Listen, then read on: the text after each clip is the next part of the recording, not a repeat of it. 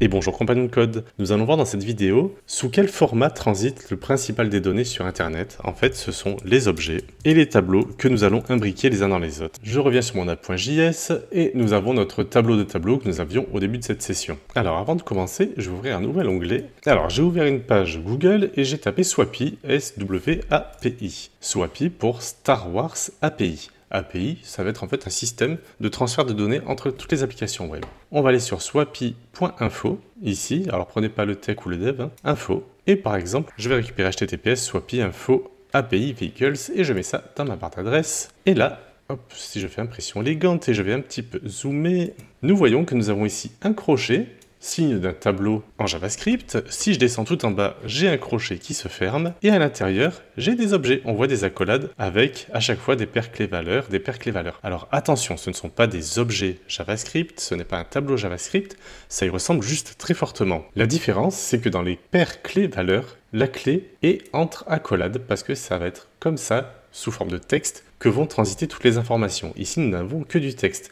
Nous avons donc au niveau des clés des guillemets à chaque fois, et même au niveau des valeurs, même quand nous avons un nombre, nous avons forcément des guillemets. Donc le JSON permet de transférer des données sous forme de texte avec un système de paires clés-valeurs dans des simili-objets, dans un simili-tableau. C'est ce que nous allons faire dans un instant. On va travailler un petit peu sur ce modèle-là d'informations qui permettront par la suite de transférer des données entre la version mobile, par exemple, qui va parler à la base de données qui peut renvoyer des informations à l'application web sur l'ordinateur. Par exemple, le compte bancaire. Le compte bancaire, on a l'application Boursorama, Crédit Agricole, peu importe. Quand on va faire une manipulation, un virement, par exemple, du téléphone portable, ça va aller se faire en base de données, la banque fera ce qu'elle a à faire. Et après, si de ton ordinateur, tu vas sur ton site de ta banque, le transfert a bien eu lieu et tu peux le voir. Tout ça se fait grâce à des API et les API sont sous cette forme. Le format JSON que nous venons de voir peut être converti en tableau d'objets en JavaScript, comme un tableau d'objets en JavaScript peut être transformé en JSON, mais attention, le JSON n'est pas un tableau d'objets. Ça ressemble, ça a le même goût, la même odeur, la même saveur, mais c'est pas tout à fait pareil. Voilà, cette petite aparté juste pour te montrer que les objets sont partout, même sur internet, et que ce que je te montre, ce ne sont pas des choses bizarres, inutiles ou farfelues. Allez, on va retrouver Raoul et Gertrude dans le restaurant. Grâce au tableau, ici, on a une carte détaillée des burgers, mais on va en faire un tableau d'objets.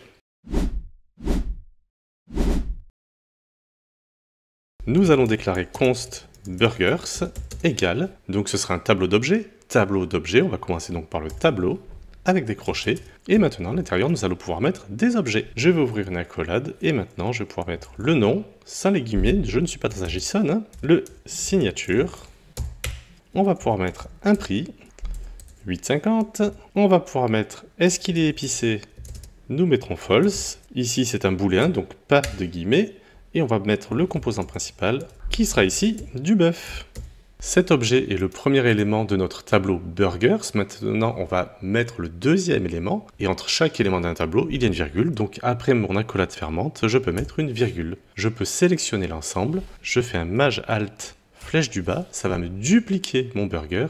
Et ça va me permettre de mettre le double qui est à 10, qui n'est pas épicé et qui est au bœuf. Si je veux garder une petite visibilité sur mon tableau ici, ce que je peux faire, c'est que chaque objet après... Hop, je peux le fermer. Je récupère cet objet-là que je vais dupliquer et je vais faire une avance rapide. Après le double, nous avons le bacon qui était à 9, qui était épicé et qui avait pour composant principal du bœuf également. Histoire que ce soit pas trop long, je vais faire un copier-coller et on va passer à la suite de la vidéo. Voilà, j'ai bien tous mes burgers. Je te laisse faire un copier-coller ou retaper tout le tableau. Et maintenant, on va mixer nos connaissances sur les tableaux et sur les objets. Nous allons faire un console log au menu. Et maintenant, on va pouvoir boucler sur chaque élément du tableau. Et pour chaque élément du tableau, on va pouvoir afficher le nom, le prix, est-ce qu'il est épicé, et le composant principal du burger en question. Pour ce faire, on va se faire une boucle for let i égale 0, point virgule, jusqu'à i strictement inférieur à burgers.length, point virgule. Et à chaque itération, on fera un i++, c'est-à-dire que i prendra +1 en valeur. Et à l'intérieur de cette boucle, qu'est-ce que nous allons faire? Nous allons faire un console log Alors je vais pas mettre des guillemets pour faire une concaténation, je vais mettre directement des backticks avec Alt-7. On va appeler le numéro du burger, donc $accolade, puisque nous appelons une variable. Alors on va appeler i, mais comme je ne veux pas partir de 0, je vais rajouter 1 à la valeur de i. Donc j'ai bien mes burgers de 1 à 8. À la suite de ce numéro, je vais mettre un tiret et on va appeler le nom du burger. Donc comme c'est une variable, encore une fois, $accolade, et on va faire un burgers de i. Donc pour chaque boucle, on va appeler le nouveau burger et on va lui demander son nom. Donc .nom. Et là, je récupère bien tous les noms de mes éléments, de tous mes burgers qui sont dans le tableau. Je sors de mon accolade, je refais un tiret et on va marquer le prix. Toujours pareil, j'appelle une variable, donc $accolade pour appeler la variable. Et là, je peux récupérer burgers avec i, point, et le nom de la clé sera prix. Si à tout hasard, sur un des burgers, au lieu de prix, je mets price, hop, sur Kids Menu, à ce moment-là, lui, il sera undefined parce que il n'aura pas trouvé la clé prix sur Kids Menu. Donc attention à bien avoir les mêmes clés pour chaque paire clé-valeur. Les valeurs changent bien évidemment, mais la clé doit toujours être la même d'objet en objet si vous voulez bien récupérer toutes les informations. Après le prix, on va vouloir savoir si le burger est épicé ou pas, pour savoir si on marque épicé ou doux. Donc je fais un tiret, j'appelle une variable, donc $accolade, et là on va faire une condition ternaire. Ça on l'a déjà fait, burgers de i.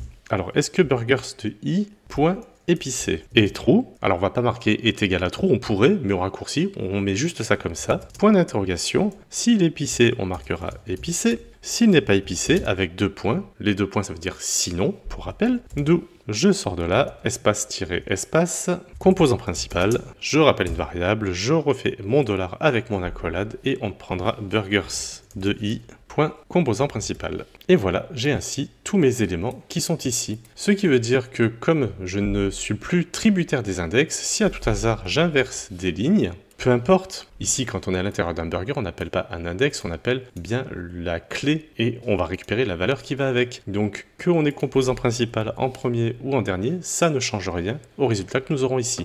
Alt F, je range un peu. Alors on aurait pu un tout petit peu améliorer ce code pour éviter d'avoir burgers.i à chaque fois. À chaque tour de boucle, en fait, on va parler d'un burger en particulier. Donc ce qu'on aurait pu faire éventuellement, et je vais le faire d'ailleurs, const current burger, c'est le burger sur lequel nous allons travailler, et ce sera le burger entre crochets i. Alors c'est burgers avec un S, puisqu'on va récupérer l'élément i du tableau burgers, et là je prends mon current burger, et je peux remplacer le burgers i à chaque fois, hop, hop, hop, et hop, et on obtient exactement la même chose. Donc ce n'est pas une obligation de travailler comme ça, juste ça peut simplifier un peu la lecture. Pour chaque tour de boucle, mon current burger, j'appelle le nom, le prix, est-ce qu'il est épicé et son composant principal. Nous voyons donc ainsi que nous n'avons plus de problème d'ordre, chaque donnée est bien rangée avec son étiquette, et ça c'est la magie des objets avec JavaScript, nous avons créé notre propre étiquette.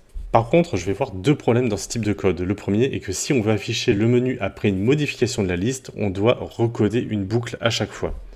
Cette problématique sera résolue avec l'apprentissage des fonctions que nous verrons dans quelques vidéos. Le second problème, c'est que ici nous avons un simple tableau avec quelques objets assez courts et on voit que ça prend déjà énormément de place. On passe de la ligne 15 à 64, donc on a déjà une cinquantaine de lignes pour un petit tableau de petits objets. Et ça, dans notre fichier JavaScript, ça prend énormément de place.